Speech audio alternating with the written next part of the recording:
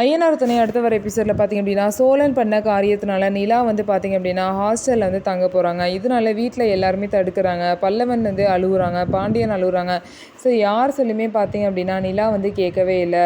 அதுக்கப்புறம் சோழனும் ரொம்பவே கெஞ்சுறாரு, ப்ளீஸ் நிலா இருங்க, நான் செஞ்ச தப்பு தான் ப்ளீஸ் அப்படின்னு சொல்லிட்டு ரொம்பவே கெஞ்சுறாங்க. ஆனால் நிலா பார்த்திங்கன்னா கொஞ்சம் கூட அவங்கள்ட்ட அக்செப்ட் பண்ணிக்கவே இல்லை.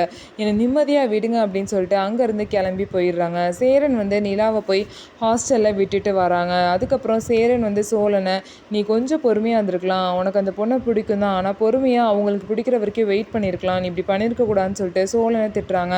சோழன் வந்து நிலா கிட்ட சாரி கேட்கணும் அப்படின்னு சொல்லிட்டு ஆஃபீஸ்க்கு போகிறாங்க.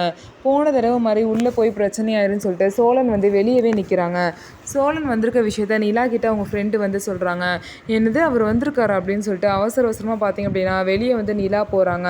அப்போ வந்து சோழன் வந்து வெளியே நின்றுட்டுருக்காங்க. ஸோ சோழன் வந்து எப்படி நிலாவை கன்வின்ஸ் பண்ணி திரும்ப வீட்டுக்கு கொண்டு வர போகிறாரு அப்படிங்கிறத நம்ம பொறுத்திருந்து பார்க்கலாம். ஸோ நம்ம வீடியோ உங்களுக்கு பிடிச்சிருந்தா நம்ம வீடியோவை லைக் பண்ணிக்கோங்க. மறக்காமல் நம்மளோட சேனலை சப்ஸ்கிரைப் அண்ட் ஹை பண்ணிவிட்டு பாருங்கள்.